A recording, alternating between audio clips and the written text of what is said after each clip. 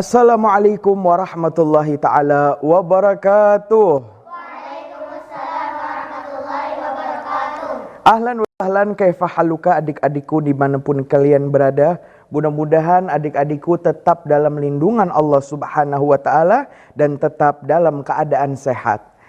Nah, adik-adikku, hari ini ketemu lagi bareng Kak Fauzan tentunya di Teladan Anak Soleh, yaitu program yang menjelaskan dan menceritakan kembali tentang kisah para nabi dan rasul. Selama 1 kali 30 menit ke depan, Kak Fauzan akan menceritakan kepada adik-adikku yang di rumah tentang kelanjutan kisah Isra Mi'raj Rasulullah sallallahu alaihi wasallam.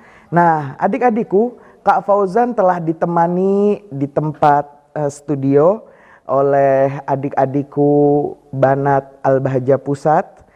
Adik-adikku, maka tiba saja dalam peristiwa Isra Mi'raj, Nabi melanjutkan perjalanannya. Dan sampailah baginda Nabi di langit ketiga. Dan saat itu Nabi kita Muhammad SAW bertemu seorang Nabi qad u'tiya syatral hasan, yang telah diberikan oleh Allah subhanahu wa ta'ala setengah daripada kegantengan. Nabi siapa itu? Yaitu Nabi Yusuf alaihis salam. Begitulah Nabi Yusuf alaihis salam diberikan paras rupawan dan sangat ganteng, sehingga dengannya terfitnahlah penduduk wanita-wanita Mesir terhadap kegantengan Nabi Yusuf alaihis salam. Maka setelah disambut oleh Nabi Yusuf, Rasulullah pun melanjutkan perjalanannya. Sampailah Nabi di langit keempat. Di langit keempat, Nabi bertemu dengan Nabi Idris alaihis salam. Bal rafa'ahullahu makanan aliyya. Akan tetapi kata Allah, aku angkat Nabi Idris alaihis salam ke tempat yang tertinggi. Dikatakan adik-adikku, hingga saat ini ada 4 nabi yang masih hidup dan belum Allah wafatkan. 4 nabi ini 2 tinggal di atas langit dan 2-nya tinggal di bumi. Yang 2 tinggal di atas langitnya adik-adik adalah Nabi Isa alaihissalam yang Allah angkat ke atas langit. Dan yang kedua adalah Nabi Idris alaihissalam. Sedangkan 2 nabi yang Allah kekalkan hidupnya di dunia, yang satu tinggal di laut dan yang satu tinggal di hutan. Yang tinggal di laut adalah guru Nabi Musa, yaitu Nabi Khidir alaihissalam. Dan yang tinggal di hutan adalah Nabi Ilyas alaihissalam. Maka di langit keempat ini Rasulullah dalam perjalanan Mi'rajnya bertemu dengan Nabi Idris alaihissalam. Kemudian Nabi melanjutkan perjalanannya sehingga Nabi masuk dan naik ke langit kelima. Di langit kelima nih adik-adik, Nabi bertemu sesosok manusia yang dikatakan dalam kitab Dardir, dia mempunyai jenggot yang panjangnya sampai perut nih adik-adik. Dikatakan setengah jenggotnya itu berwarna putih dan setengahnya lagi berwarna hitam. Manusia ini tadi dikelilingi oleh orang-orang dari kalangan Bani Israel. Siapa dia? Ialah Nabi Harun alaihissalam, kakak daripada Nabi Musa alaihissalam. Di mana saat itu Nabi Harun bercerita kepada Bani Israel yang ada di langit kelima tentang berbagai kisah-kisah yang sangat menakjubkan. Maka setelah Rasulullah memberikan salam kepada Nabi Harun dan dijawab salamnya oleh Nabi Harun, Nabi pun melanjutkan perjalanannya. Di langit keenam, Nabi kita Muhammad SAW tiba saja baru sampai di langit keenam yang sangat begitu luas, lebih luas daripada langit yang sebelumnya. Nabi melihat rombongan para nabi dan rasul sedang berjalan dan sedang lewat di situ.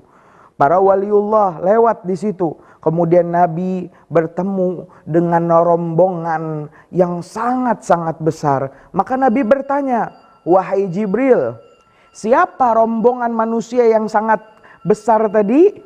Mereka adalah umat Nabi Musa alaihissalam. Tetapi Muhammad, lihatlah engkau ke atasmu. Maka Nabi melihat ke atasnya, tiba saja baginda Nabi melihat sawadul a'zam, yaitu titik besar yang sangat besar. Nabi melihat hitam yang sangat besar. Maka Nabi bertanya, titik besar apa itu yang sangat besar tadi? Maka dijawab oleh malaikat Jibril, itu adalah kumpulan daripada rombongan umatmu ya Rasulullah sallallahu alaihi wasallam. Umat Nabi Muhammad lebih banyak daripada umat Nabi Musa. Maka Rasulullah bangga dengan banyaknya umatnya. Kemudian Nabi pun melanjutkan perjalanannya. Tibalah Nabi di langit ketujuh. Di langit ketujuh, Nabi melihat Nabi Ibrahim alaihissalam sedang duduk di sebuah kursi yang bersandar ke Baitul Ma'mur. Baitul Ma'mur, adik-adikku, adalah kembaran daripada Ka'bah yang ada di Mekah. Adik-adik tahu Ka'bah?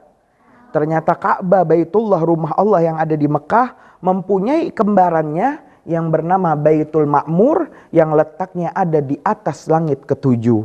Maka saat itu Nabi Ibrahim sedang bersandar ke dinding Baitul Ma'mur, yaitu tempat tawafnya ribuan malaikat. Bahkan Allah katakan setiap hari Allah ciptakan 70.000 malaikat yang terbuat dari cahaya dan Allah masukkan ke dalam Baitul Ma'mur. Setiap hari Allah masukkan 70.000 dan tidak pernah penuh. Maka Nabi Ibrahim saat itu bersender di dinding Baitul Ma'mur. Kira-kira apa ya obrolan Nabi Ibrahim dengan Rasulullah? Kalau mau tahu, tetap bersama Kak Fauzan di Teladan Anak Soleh. Aku bangga dengan soleh. Sallu ala Nabi Muhammad. Allahumma shalli.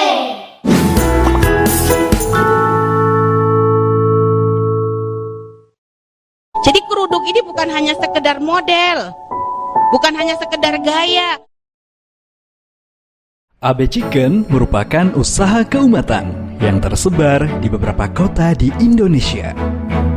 Hadir dengan nuansa dan pelayanan yang syar'i, sebagian keuntungan AB Chicken disalurkan untuk kepentingan dakwah. Keramahan, kenyamanan, dan kemudahan adalah bukti pelayanan terbaik untuk Anda. Nikmati sajian menu ayam yang lezat hanya di AB Chicken. AB Chicken, lezat ayamnya, berkah nikmatnya.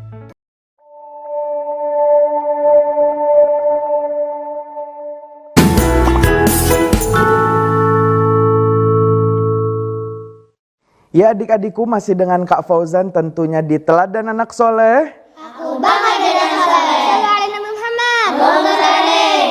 Nah adik-adikku, maka Rasulullah pun di atas langit ketujuh, di dekat Baitul Ma'mur, yaitu tempat tawaf para malaikat Allah Subhanahu wa Ta'ala. Maka di situ Rasulullah bertemu dengan Nabi Ibrahim alaihissalam. Tiba saja Nabi Ibrahim memberikan nasihat yang sangat banyak. Di antaranya adalah, ya Muhammad, ketahuilah, sesungguhnya sorga itu subur tanahnya. Maka beritahukanlah kepada umatmu, bacalah setiap hari, la haula wala quwata illa billahil aliyil azim. Maka akan menjadi penuh pohon di dalam sorgamu. Barang siapa dikatakan membaca hauqalah sebanyak 1 kali, maka Allah tumbuhkan di dalam sorganya pohon yang begitu rindang dengan cepatnya. Kemudian Nabi pun melanjutkan perjalanannya hingga baginda Nabi mampir ke dalam sorganya Allah Subhanahu wa Ta'ala. Maka di dalam sorganya Allah, Nabi melihat ada satu pohon yang sangat-sangat besar. Pohon ini dinamakan Syajaratu Tuba, pohon tuba. Maka dikatakan di bawah akar pohon tuba keluarlah 4 aliran sungai. Yang pertama adalah sungai air segar yang tidak terasa asin bagaikan air laut. Air laut walaupun banyak dan jernih adik-adik, rasanya adalah asin dan tidak bisa diminum. Tetapi di sorga nanti ada sungai yang airnya sangat segar dan sangat murni. Yang kedua adalah sungai susu yang tidak pernah basi susunya. Yang ketiga adalah sungai khamr yang sangat lezat lisyaribin bagi para peminumnya. Dan yang keempat adalah madu yang sangat murni. Maka 4 sungai ini keluar nih adik-adik dari bawah pohon Syajarah Tuba. Kemudian adik-adikku, Nabi melihat masuk ke dalam sorga. Maka Nabi melihat ada telaga Kautsar. Inna a'tainakal Kautsar. Sesungguhnya Muhammad, kami berikan kepadamu telaga Kautsar. Maka Nabi melihat telaga Kautsarnya. Kemudian Nabi masuk lagi ke dalam sorga. Sorga menurut para ulama tauhid, akidah, ahlus sunnah wal jamaah, sorga adalah mala ainun ra'at, wala udhunun sami'at, wala khatara ala galbin bashar. Sorga ini adik-adik tidak pernah dilihat oleh mata manusia siapapun. Dan tidak pernah suara-suara sorga didengar oleh manusia. Dan sorga tidak pernah terlintas dalam hati kita dan benak kita. Jika kita sekarang membicarakan tentang sorga, terbayanglah bagaimana indahnya sorga dalam hati kita dan bayangan kita. Maka sorga lebih daripada itu, sorga tidak seperti itu. Adik-adikku, kemudian Nabi pun melanjutkan perjalanannya.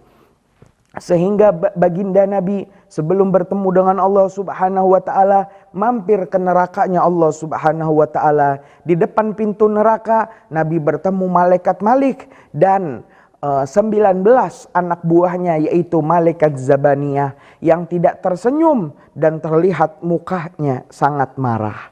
Kemudian Nabi melanjutkan perjalanannya hingga Nabi sampai di suatu tempat yang saat itu Nabi mendengar gesekan seperti suara gesekan bulpen yang menulis di atas kertas. Maka saat itu Nabi bertanya, "Ya Jibril, ma hadza saut?" Jibril, suara apa ini? Maka dijawab oleh malaikat Jibril, "Ya Rasulullah, ini adalah suara qalam menulis di lauh tentang takdir manusia dan tidak berhenti sampai hari kiamat." Maka nanti ada makhluk dari Allah Subhanahu wa taala yang bernama qalam, yang semenjak Allah ciptakan qalam selalu menulis tentang takdir manusia mulai dari zaman Nabi Adam sampai manusia yang terakhir hidup sebelum hari kiamat. Maka saat itu Nabi pun melanjutkan perjalanannya hingga sampailah Nabi di Sidratil Muntaha. Maka ketika itu Nabi pun melanjutkan perjalanannya dari Sidratil Muntaha. Nabi naik lagi ke suatu tempat bernama Rafrafil Akhdar. Maka Nabi naik lagi ke suatu tempat bernama Arsy, yaitu istananya Allah Subhanahu wa taala. Maka di Arsy inilah berakhirlah tangga Mi'raj. Tangga yang sangat panjang tadi yang terbuat dari surga Firdaus, Mi'raj pun habis di tempat itu. Maka Nabi bertanya kepada malaikat Jibril, "Ya Jibril, aku harus bagaimana?" Maka Jibril mengatakan, "Silakan ya Rasulullah, engkau melanjutkan perjalananmu masuk ke dalam awan tersebut." Di hadapan Nabi ada suatu dinding yang terbuat dari asap yang sangat besar. Maka saat itu Nabi melihat malaikat Jibril tidak melanjutkan langkahnya. Maka ditanya, "Wahai Jibril, mengapa engkau tidak melanjutkan langkahmu?" Maka malaikat Jibril menjawab, "Seandainya ya Rasulullah, aku melangkah sekali langkah lagi ke dalam tempat ini, maka akan ada petir yang menyambar diriku hingga diriku hangus dan hancur berkeping-keping. Sesungguhnya tempat ini tidak diizinkan atas aku Jibril, hanya engkau saja ya Rasulullah yang dapat memasukinya." Maka Nabi kita Muhammad SAW saat itu masuk dan melanjutkan perjalanannya. Kemudian adik-adikku, Nabi kita Muhammad SAW masuk bersama sendalnya yang mulia. Ternyata Nabi Muhammad memakai sendalnya. Maka para ulama kita mengatakan sendal Nabi Muhammad lebih mulia daripada kepala kita. Mengapa? Sendal Nabi menembus 7 langit. Sendal Nabi menuju Arsy, Lauhil Mahfuz, Qalam, Baitul Ma'mur dan tempat-tempat yang mulia, sehingga sendal Nabi lebih mulia daripada kepala kita. Adik-adikku rahimakumullah, kemudian dikatakan berbeda dengan Nabi Musa alaihissalam, yang ketika Nabi Musa di bumi ingin bertemu dengan Allah Subhanahu wa taala di Bukit Tursina, maka Allah mengatakan kepada Nabi Musa, "Ya Musa, ikhla'na 'alaik innaka bilwadil muqaddasi tuwa." Wahai Musa, lepaskanlah kedua sendalmu, sesungguhnya engkau berada di lembah yang sangat suci. Nabi Musa melepaskan sendalnya, tetapi Nabi kita Muhammad tidak melepaskan sendalnya sampai ke atas langit ketujuh. Bagaimana kisah pertemuan Nabi dengan Allah Subhanahu wa Ta'ala? Kalau mau tahu, tetap bersama Kak Fauzan di Teladan Anak Soleh. Aku bangga dengan soleh. Sallu ala Nabi Muhammad. Allahumma shalli.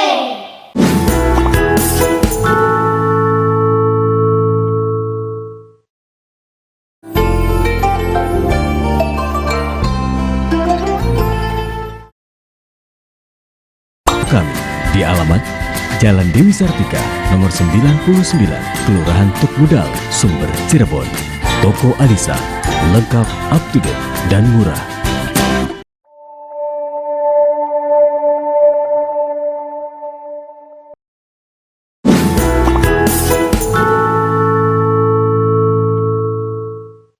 Ya adik-adikku, masih dengan Kak Fauzan di Teladan Anak Soleh. Aku bangga dengan soleh. Sallu ala Nabi Muhammad. Allahumma shalli. Maka adik-adikku, Nabi pun masuk ke dalam dinding bercahaya tadi. Maka ketika Nabi berjalan, maka sampailah Nabi di ujung alam semesta, yaitu puncak tertinggi dari alam semesta. Dan ingat adik-adikku, Habib harus fahamkan bahwasanya itu bukanlah tempatnya Allah Subhanahu wa Ta'ala, tapi itu adalah tempatnya Nabi Muhammad bertemu dengan Allah Subhanahu wa Ta'ala. Allah mukhalafatul lil hawadithi. Allah berbeda dengan makhluknya. Allah tidak butuh tempat. Allah tidak butuh waktu. Allah tidak butuh ruang. Dan Allah tidak butuh arah. Allah berbeda dengan makhluknya. Kita manusia butuh tempat untuk duduk, butuh rumah untuk tinggal. Kita manusia butuh waktu untuk kita menjalani kehidupan di dalamnya. Kita butuh ruang, kita butuh arah. Kapan kita duduk seperti ini pasti ada arah depan, belakang, kanan, kiri, atas, bawah.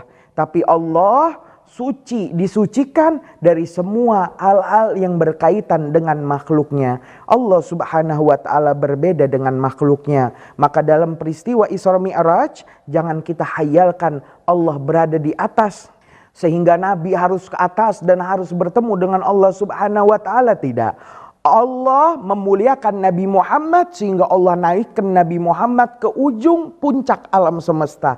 Tetapi itu bukanlah tempatnya Allah Subhanahu wa Ta'ala, tetapi itu adalah tempatnya Rasulullah bertemu dengan Allah Jalla Jalaluhu wa Azamatuh. Nah, adik-adikku, ketika ada pertanyaan Allah itu di mana? Jawabannya di mana Allah? Allah tidak di atas, Allah tidak di dalam Ka'bah, dan Allah tidak di mana-mana. Ya, Allah tidak di atas nih adik-adik. Bumi itu datar atau bulat? Bulat, yakin bulat ya? Maka karena bumi bulat dan selalu ada tempat yang di atasnya adalah langit, maka tidak bisa dikatakan Allah itu di atas.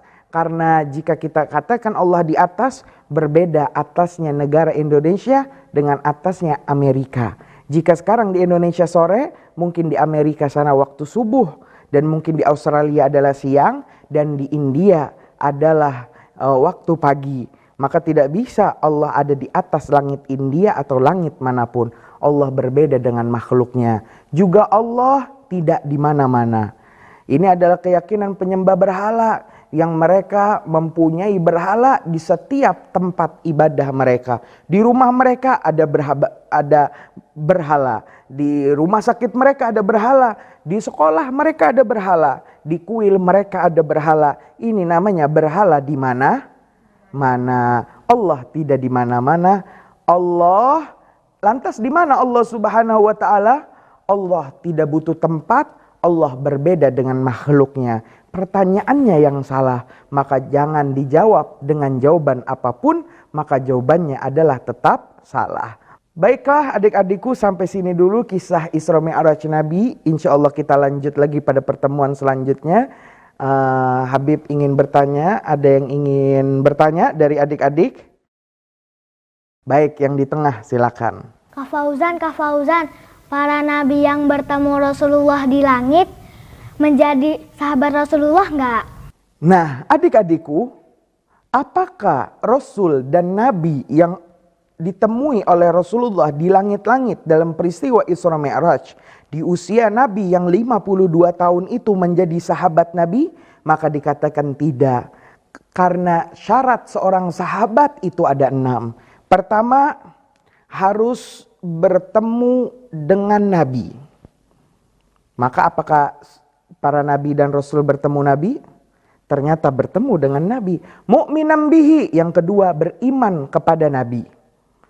Maka ada seseorang yang hidup di zaman Nabi tapi tidak bertemu dengan Nabi. Seperti siapa? Uwais Al-Qarni. Walaupun hidup di zaman Nabi tapi dia bukan sahabat Nabi karena tidak pernah bertemu dengan Nabi. Mu'minan bihi, yang kedua syarat sahabat adalah beriman dengan Nabi. Apakah para Rasul yang ada di langit beriman dengan Nabi? Beriman, tetapi tetap tidak bisa dikatakan sahabat. Yang tidak beriman walaupun bertemu dengan Nabi, contohnya adalah Abu Lahab dan Abu Jahal. Maka walaupun ketemu Nabi setiap hari, dia tidak bisa dikatakan sahabat.